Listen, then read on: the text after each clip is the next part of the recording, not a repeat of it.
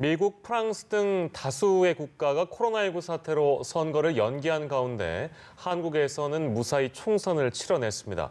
이에 따라 투표소 안팎의 철저한 방역 대책에 세계 각국의 관심이 쏟아지고 있습니다. 네, 전문가와 함께 관련 내용 짚어보도록 하겠습니다. 박민선 서울대병원 가정의학과 교수 모셨습니다. 어서 오십시오.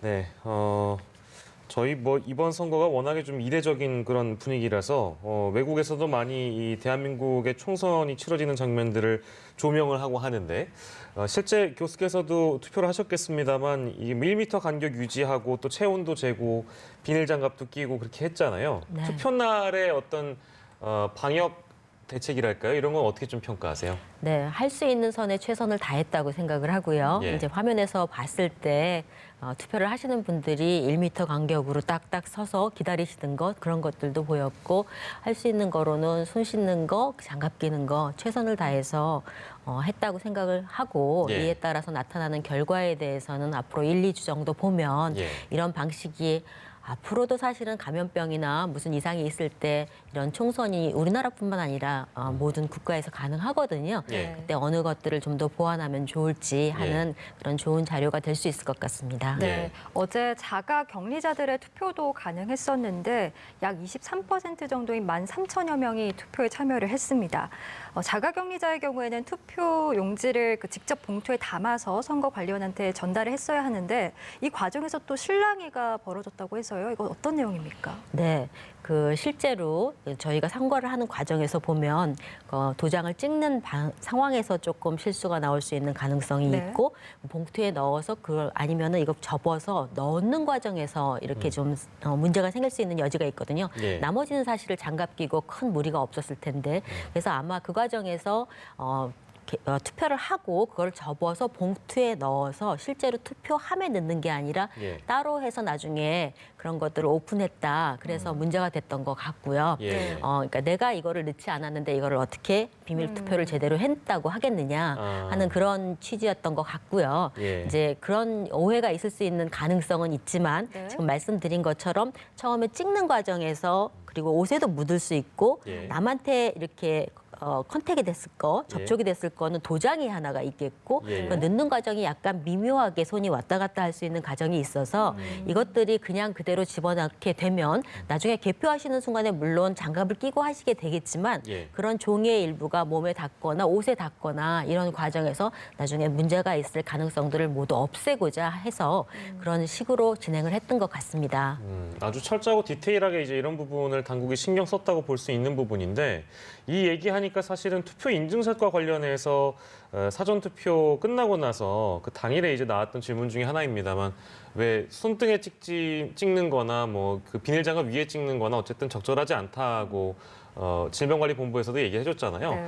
뭐 그럼에도 불구하고 이제 많은 분들이 그 소식을 접하지 못하신 분들이 많이 또 SNS에 올리긴 하셨습니다. 네. 물론 이제 그거와 관련해서는 큰 이슈가 지금 현재까지는 벌어지지 않았기 때문에 다행이긴 한데 그게 왜 이제 좀 부적절한 건지에 대해서는 더불어 좀 설명을 해주시면 네. 뭐 차후에 이제 여러 선거가 물론 이제 어제 같은 일은 없어야 되겠습니다만 코로나19로 인한 그런 전염병 전제가 없어야 되겠습니다만 네. 왜 그게 부적절한지에 대한 설명을 해주시면 좋을 것 같습니다. 네, 지금 말씀드린 것처럼 이 찍는 과정에서 옷이나 이런 장갑의 안쪽이나 이런 데 묻을 수 있는 가능성이 있고요. 예. 이거는 계속 소독을 하는 게 아니었었으니까요. 네. 네, 네, 그러니까 네. 옷에 있던 바이러스에 접촉을 했을 가능성이 있고 그걸 손목에 또 대거나 장갑 위에다 대게 되면 다시 장갑을 만지는 과정에서 그렇죠. 네. 일어날 수 있는 아주 최소한의 가능성 이런 것들을 없애고자 했었을 것 같고 예. 사실은 인증을 그렇게 해서 할 거라고 생각을 했었다면 그런 예. 것들을 미리 이제 하는 과정에 교육을 했거나 그랬을 텐데 예. 근데 또 선거를 하시는 분들은 선거를 담당하시는 분들은 또 연령차나 이런 거에 있어서 그런 예. 문화가 조금 더 덜 익숙했을 수도 있어서 이제 앞으로는 또 그런 가능성도 있는 거를 고려해서 교육을 하거나 홍보를 하거나 하는 것들이 적용될 수 있겠습니다. 예, 예.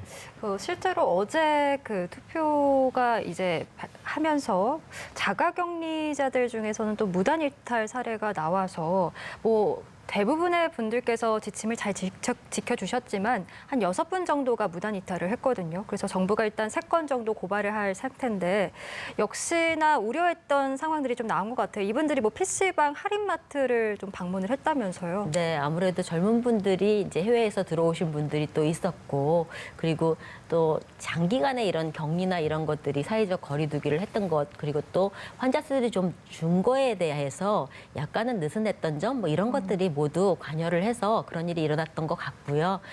격리 기간이 그래도 2주이니까 예. 평생 하는 거가 아니니까 조금만 더 신경을 써 주셨으면 더 좋았을 것 하는 생각이 들고요.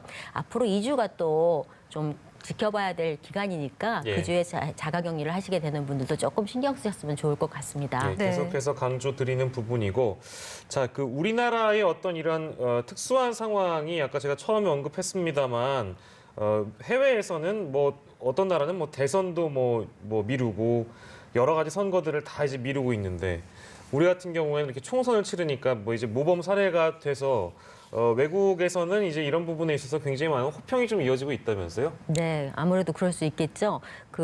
우리나라 지금 아마 한 달 전쯤이었으면 예. 이렇게 좀 편안하게 이런 선거를 치렀을까 하는 것도 좀 그렇기도 하고, 연세 드신 분들이 많이 선거에 참여하시지 못하지 않았을까 하는 예. 생각이 좀 들기는 하고요. 외국 같은 경우는 지금 우리나라와 달리 굉장히 지금 아직도 확장세에 있는 데도 있고 조금 잠잠해지긴 하지만 예. 수치는 굉장히 높은 상태이죠. 확진자 수가. 예. 그래서 이런 상황에서 조금 선거를 미루거나 이런 거는 어쩔 수 없는 상황일 것 같고요. 예. 그러니까 이번에 우리나라가 한 것들의 결과를 봐서 앞으로 조금 더 이런 모범적인 사례로 기록돼서 함께 같이 공유할 수 있지 않을까 하는 생각을 합니다. 예. 네. 그렇다 보니까 뭐 방역 지침을 잘 지킨 모범 사례가 될 수는 있겠습니다만 사실 아직 뭐 칭찬하기엔 또 이르다라는 네. 이야기들도 있어서요. 이게 선거가 어제였기 때문에 앞서 말씀하신 것처럼 2주 정도는 더 지켜봐야 될 것 같아요. 네, 그렇죠? 이게 아무래도 하느라고 열심히 했는데 예. 모르는 또 에러가 있을 수도 네. 있고요. 그리고 그 바람에 또 많은 분들이 바깥으로 나와서 또 이 밀접한 접촉을 했을 수도 있는 그런 가능성들이 있어서 예. 앞으로 2주는 적어도 1주 이후의 추세는 잘 지켜봐야 될 것 같습니다. 네. 예, 그렇습니다. 그래도 이제 최근까지 있었던 이 확진자와 관련된 얘기를 저희가 하긴 해야 돼서요. 산발적 감염이 좀 있습니다. 경북 예천에서는 3살짜리 여자아이 등을 포함해서 6명 정도의 확진자가 나왔고 최근 7일 동안 30여 명 정도 발생한 상황이라서 네. 이제 이 부분과 관련해서는 좀 걱정이 있는 것 같아요. 이제 이 부분은 지역사회 확산이 다시 시작되지 않을까 하는 그런 걱정과 우려인데 이 부분은 어떻게 좀 보고 계세요? 네, 충분히 그런 거를 걱정할 만하고요. 특히나 경북 예천은 환자 수가 적었었기 때문에 예. 갑자기 한 30명 정도 이상이 늘어나는 거에 대해서 조금 더 그런 생각이 들 수 있는 가능성이 있고요. 48세 여성이 9일 날 이런 확진자로 되면서 그분이 모르는 사이에 다녔던 여러 공공시설에서 그런 걸 통해서 동료라든가 아니면은 그냥 가족이라든가 예. 지금은 또 돌봄을 받은 아기까지 해서 거의 네. 30명이 이렇게 확진이 되는 과정을 가게 되는 걸로 봐서 예. 확실히 사회적 거리두기를 적절히 하지 못했을 때 어느 정도의 여파가 짧은 간격에 있을 수 있는지 예. 하는 것을 극명하게 보여주는 그런 예라고 볼 수 있겠습니다. 네. 예, 그래서 그분들의 아무래도 검사들이나 또 격리를 해야 될 부분들 이런 부분들은 방역 당국이 잘 알아서 할 것 같고요. 예. 그러니까 이런 것들을 예로 삼아서 지금 앞으로 2주 후에 있을 뭐 격리를 해제하는 것 이런 것들에 대해서도 예. 이런 것들을 고려해서 예. 시행을 할 수 있을 것 같습니다. 네, 예천의 사례처럼 뭐 곳곳에서 산발적 감염이 계속 나오고 있는 상황이기 때문에 아직 뭐 방심할 수는 없겠습니다만 지금 신규 확진자가 어쨌든 20명 정도로 안정세로 유지가 되고 있기 때문에 만약 이후에도 확진자가 크게 늘어나지 않는다라는 가정을 하면 방역 대책에도 어느 정도 변화가 있을 수 있지 않을까라는 생각이 드는데 생활 방역으로의 어떤 전환 그 시기는 좀 언제쯤 예상을 하십니까? 그런 거를 기대할 수 있겠죠. 그리고 이게 아무래도 장기전으로 가면 다른 사회 경제적인 여파 이런 것도 굉장히 클 수 있기 때문에요. 그런데 이제 그 어디에서부터 감염이 됐는지를 모르는 분들의 수가 5% 이하로 떨어지는 것 예. 이런 것들이 한 기준이었기 때문에 그 기준에 맞는 순간이 되고 지금 정도에서 한 자릿수 정도의 확진자 수를 유지할 수 있다면 예.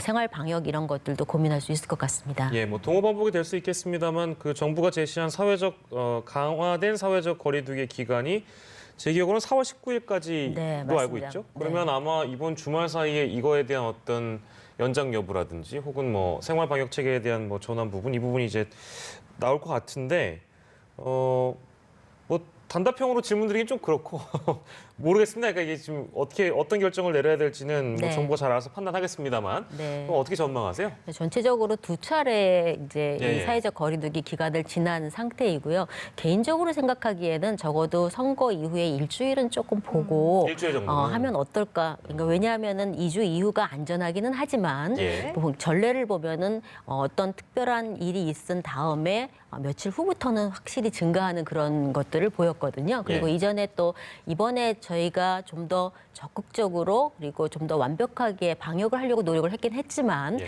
과거에 우리 전례에 있어 총선했던 그런 뭐 1919년이라던가 그때의 전례를 보면 그 이후에 마스크 같은 거를 썼음에도 불구하고 증가했다는 게 보고되고 있거든요. 그 네. 신종플루 때나 뭐 이럴 때가. 그래서 적어도 한 일주일 정도는 조금 더 보면 어떨까 하는 거가 개인적인 생각이긴 합니다. 예, 네, 알겠습니다. 알겠습니다. 예. 이제 해외 상황도 좀 짚어보면요. 콜롬비아, 칠레, 페루 등 그 중남미 각국이 이제 교도소 내 코로나19 확산 방지를 위해서 수감자들을 일시적으로 석방하기로 했습니다. 뭐 교도소가 워낙 밀집된 상태이기도 하고 또 열악한 위생 환경 여러 가지를 고려한 것으로 보이는데 뭐 이와 관련해서 또 강론을박, 뭐 찬반 의견도 여러 가지 있을 것 같아요. 네, 그 경범인 분들이 만약에 거기서 문제가 돼서 사망하게 된다면 인권 문제나 이런 것들로 굉장히 큰 이슈가 될 수 있는 것도 있고 예. 거기에 계시는 분들이 그런 방역에 잘 따를 수 있는지 전체가 다 그런 것들에도 무리가 있고 그렇게 돼서 여럿이나 아니면 그거를 감시하는 그 교도관들이나 이런 분들이 문제가 되면 폭동이나 이런 것들도 가능할 수 있어서 뭐 예. 여러 가지를 생각을 해서 아마 경증이나 거기에 준하는 사람들은 조금 풀어주시는 게 적절하지 않은가 하는 생각도 들긴 합니다. 예, 남미 쪽에서 있는 상황 저희가 간략하게 좀 짚어봤고요. 오늘 말씀은 여기서 좀 정리하도록 하겠습니다. 박민선 서울대병원 가정의학과 교수와 이 시간 함께했습니다. 선생님 고맙습니다.